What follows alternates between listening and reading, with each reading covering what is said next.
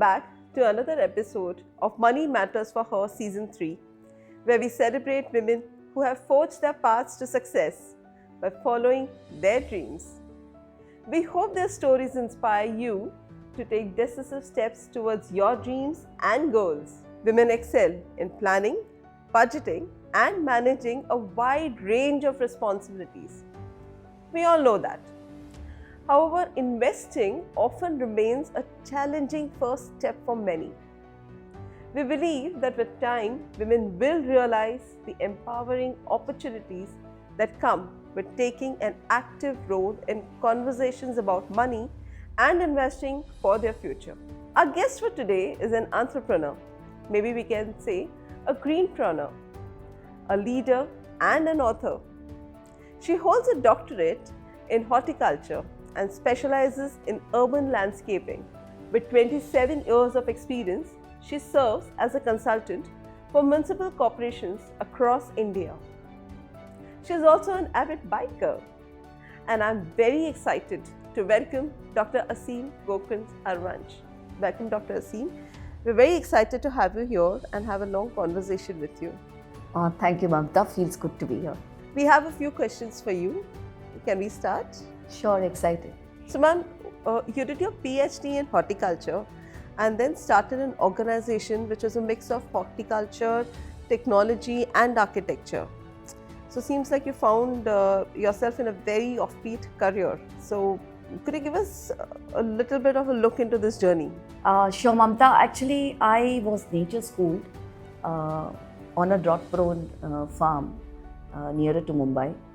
And my dad is a visionary. He had started the first private tissue culture laboratory at, I'm talking about more than 40 years ago. So much more than that actually. And because if you wanted to be with dad, you had to be there because whatever time he had, he used to spend there. I started visiting him. I started staying over there. And I saw that there are a lot of things that you can do, when you are close to nature. The kind of people that we were with, that is, most of them were the tribals. And we realized, because he was always into social impact, and that somehow sunk into me. I imbibed that as a child. And I realized that we didn't have to, nobody had to tell us to save water, nobody had to tell us to take care of the plantation around us, or compost, make your own compost. Everything was organic on its own. Okay, we never had the right kind of money to pump in, but the situations there and the wisdom, the native wisdom, helped us to make this farm as a most successful venture. Since I was brought up in that ambience, it was but natural that, I thought that maybe I wanted to do something more in this field. And that's why I chose this path. And I thought, yeah, it was like a firefighting thing. I mean, when all my friends were entering into the IT business and looking at sitting in air-conditioned offices, I was driving tractors, and from motorbikes I went on to have a transport license, and I started having, because we had to drive those kind of vehicles since it was quite far away from the main road. So it was a tough life, but I think it was very adventurous and very fruitful. Very impressive, Doctor. In fact, living in a village, how did that help shape your career and your approach towards work? So we did a lot of first things when we were there. Like, I remember our village also had this award of the Gadge Baba award, for cleanliness, because we did come up with a lot of innovative practices that were followed by everyone. It was like a small hamlet, so it was very easy to actually disseminate the knowledge, and they used to listen to whatever we used to do there. And apart from that, a lot of first things like having renewable energy in the terms of solar energy, or using, creating a microclimate by using the shade net that you see now. So a lot of those things were done on our farm for the very first time. And in the process, when I realized that somewhere deep within me, I got so much carried away with this that I don't know, my husband, I met him while doing my MBA. I don't know whether it was for love or also because he was very keen in doing the same things, like creating social impact. So we both shifted on the farm. We lived there for almost 5 years. But because of a medical emergency, I had to come back to the town. And when I came back here, I realized that nobody in the cities even valued what we were talking about. I mean, today you find everybody speaking about environmental stewardship. Everybody talks about creating resilient cities and climate consciousness. But 25, 27 years ago, when I used to talk about the same thing, nobody valued what it was. And I felt that somewhere I need to start entering into creating this awareness. And that is how I turned my entire career into, because in the cities you couldn't grow vegetables, you couldn't grow flowers, but you could definitely do something with the one green element, and that is the trees and the shrubs, which create a microclimate in the cities, which we term as urban forestry or urban landscaping. And that's how I kind of molded myself, and I felt that, okay, this is what I want to do. And in order to get, in wanting people to accept you, I thought I need to, again, do something more, and I went on to do my PhD, which actually helped me because a lot of opportunities opened after that. People started recognizing me, people started calling me for shows, that is your plant shows as a judge. And I think from there onwards, there was no looking back. I really appreciate your perseverance and taking this conversation forward. So I just wanted to speak to you about your organization. So not only have you chosen a different career path, but you've gone ahead and started your own organization. How were you able to manage the money aspect of it? Well, it's a long story. The wisdom of money or financial wisdom didn't come very naturally to us. We have burnt our fingers in order to understand the value of, every bit that you put in your own organization. So as entrepreneurs, you put in everything that you have. Okay, there is nothing like saving, because your passion is to make your enterprise survive, right? And in the process, initially, at the initial days, since, like I said, because we had a tissue culture laboratory, when none of the people or the banks realized what a tissue culture laboratory is. So getting a debt was very difficult, at that time. And whatever loans we got were like so scanty that we were not able to survive in that amount. So forever I have seen our family struggling to try to, pump in more funds and trying to create something. And somewhere we were sure that what is going to happen, because today you have even MBA in biotechnology. Okay, just imagine where we have gone since the last 40 years. And at that point of time, I think we were far ahead. It was very difficult to raise those funds to make your dream come true. So having seen that in my childhood, and when I went ahead to make my own company, initially we also, like I said, burnt our fingers. We did something we realized was not the right way of doing, yeah.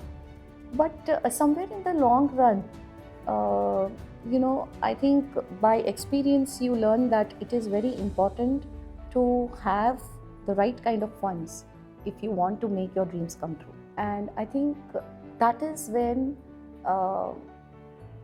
as women, we are not exposed to financial wisdom, because our circles are never talking about financial matters, right?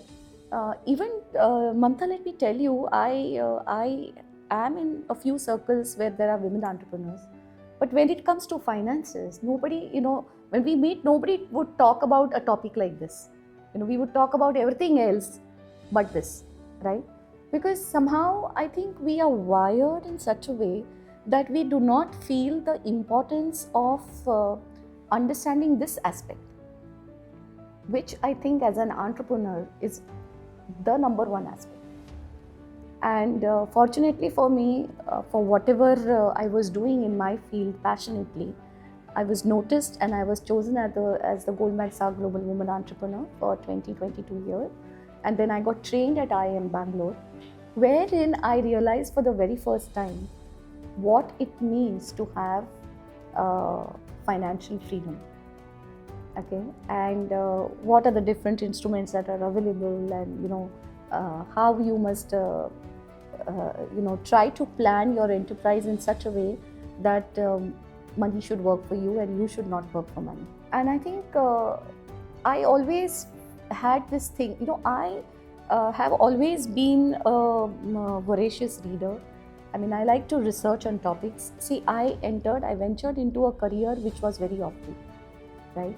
Like you have landscape architects doing landscaping, whereas I came from a horticulture background and I run a 100% architectural company today. So when you don't know that particular, when you come from a base where you're not aware of the topic, you struggle and study more. You try to research more and you come out with more and more innovative solutions. And I think that is what happened to me, and that's why I was called, my company was called as a disruption when I was at the IA. And everybody used to tell me that, Aseem, you have it in you, just that you got to take charge of your enterprise and steer it forward. And I think that is exactly what I started doing. And much before that also, I had started investing here and there. Like I said, I always feel that as far as I have always been a daredevil, in the sense that I used to ride a motorcycle when, I blew up my scholarship money to book a Yamaha RX 100. So, and I'm talking about the 80s. So, it was very crazy. So, I think I used to explore and see, okay, I have few funds. Let me see what I can do to them and put them here and there. And then maybe they used to not grow the way some intelligent person would make it grow. But I think it is always a trial and error, because you yourself delve into it and understand how to go by it. And I think that is very important today. You can't always rely on a third person helping you out. It is your enterprise. It is your money. You need to be in charge of it. And that is exactly, I think, what made me, what my focus was. And since then, I have been trying to do this. I'm very proud to tell you this. Actually, initially when we started our enterprise, like I said, we burnt our fingers. We were not guided properly at that time. And we went into loans and debts, and somebody tried to take away our company from us. And then we were so innocent, we didn't know we had to buy it back. And in the process, we didn't have that kind of money to buy back our own company. So we decided, let's sell our house. And we sold a beautiful duplex that we had bought, and out of our own hard work, and overnight we shifted into a very small place. And my husband always told me that we can always build another one, but we do not want to have loans on our head. And continuing with this, I'm very happy to tell you that today we were in a position to buy a few houses without loans, which we have today. And that gives me a lot of strength and a lot of belief in the work that I'm doing. So I think, that is how I've steered my enterprise. I think that can answer your question.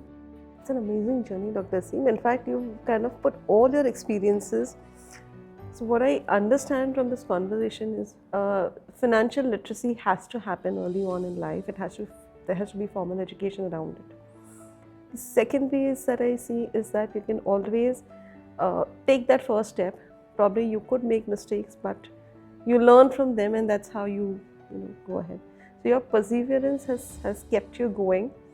So hats off to you on that. Second thing that came to my mind is that when you're talking about finances, and the horticulture piece is very few women, in fact hardly any. How has that journey as a challenge been for you? See, Mamta, when I chose this as my career, we were just 2 women in the entire college, and I knew there and then that this path is not going to be an easy one. Okay, and most of the developments, the landscapes that we did, like I did Asia's largest automobile factory. I went on to do a fort, the Shivneri fort. I went on to do a lot of projects that were not in the city premise. They were very far away. Sometimes there were no roads to approach them. Sometimes there were no toilet facilities to go there, So it was very tough. I had to actually struggle even to get my transport license, because way back in, in 89 and 90, if you go and ask somebody, 1992, that you want a transport license, people used to just look at you like this, what is a woman going to do driving a vehicle, right? But to go to these areas, those times we could not afford having a driver. So if I had to go, I had to drive myself, right? So there are so many challenges. Even when I started working for the municipal corporation, it took me a while to understand, what the dress code there should be. And I think this really helped me, the sari that I'm wearing today. Because things are not looked at the same way as we live in a male-dominated society even today. And especially in the kind of field that I chose, there were hardly any women working.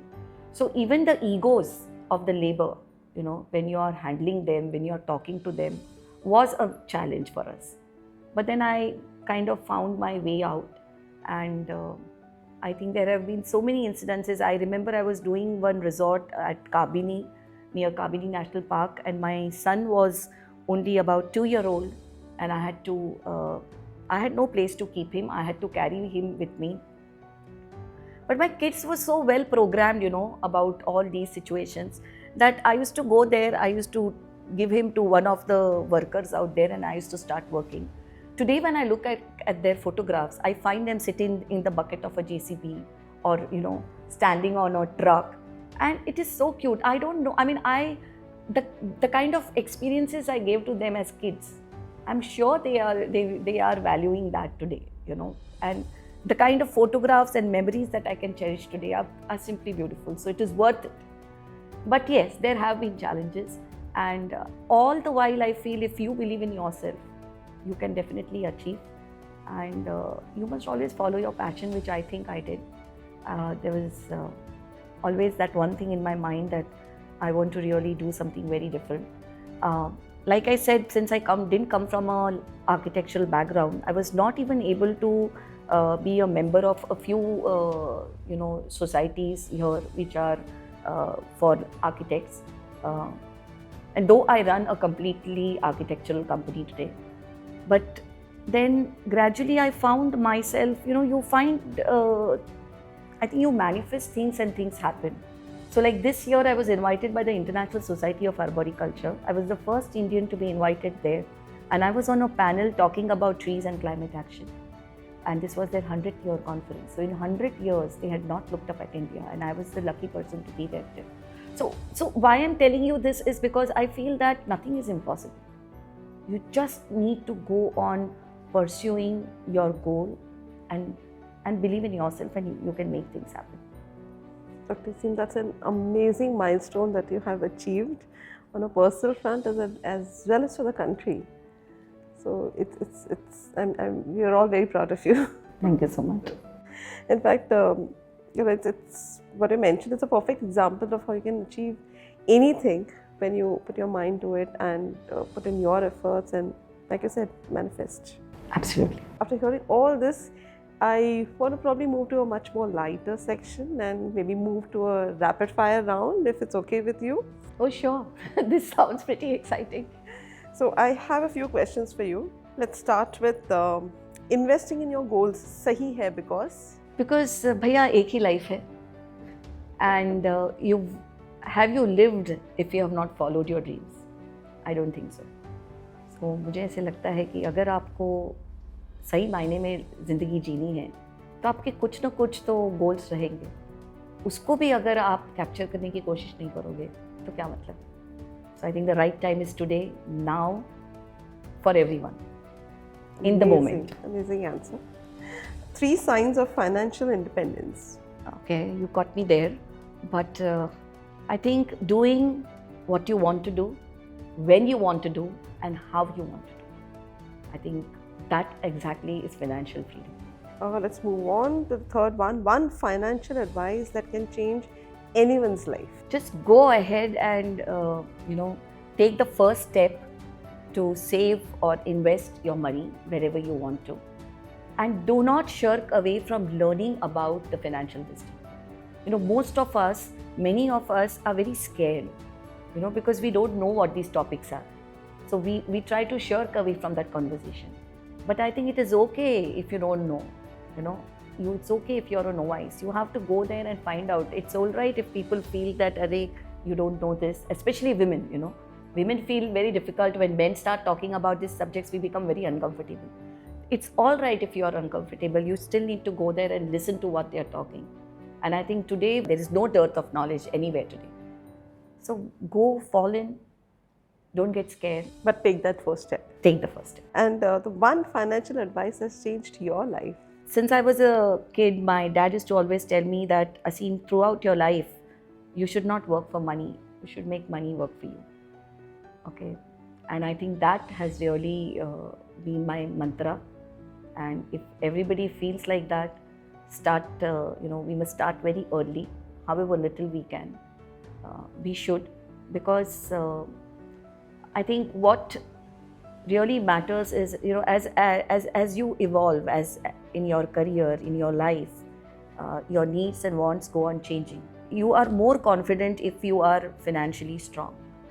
And that can only be if you have done something years ago, right? So I think that is my mantra. And one more thing that my dad told me was that technology can always be hired, but management cannot be given to anybody's hand. So I feel that we can hire people as consultants to understand, but we need to take our final decisions, especially related to finance. I mean, we cannot give it up into somebody else's hands. We need to know, what it is, take advices from everybody, but do what you feel is right. So which takes me to my concluding question on this. For women especially, what do you think matters for them when it comes to money? Does money matter for women? I think it does. It should. It should matter to them. And what they need to do, I think most of the women, like I said, do not shirk away from these financial conversations. Okay? Be a part of this. That doesn't mean you have to start reading the Financial Express from tomorrow, right? But be a part of these conversations whenever you get a chance. Okay? Understand what are the various ways, the different instruments that are available in the market, and decide not to invest in only one, but spread it. Spread your portfolio which you have. That definitely helps. And be conscious that it is your money, you are the boss, and do good to it. Thank you very much for having such a lovely conversation with us, Dr. Aseem.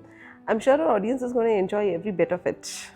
Thank you so much. It was really indeed a pleasure to be here, and never done something like this before. I'm glad you started with us. Yeah. So thank you very much. Thank you. With this, I would like to thank our audience for joining us and being a part of this journey. I hope this conversation has inspired you to take strides towards personal, professional, and financial success. Stay tuned for another captivating story in the upcoming episodes for Money Matters for Her. Mutual fund investments are subject to market risks. Read all scheme-related documents carefully.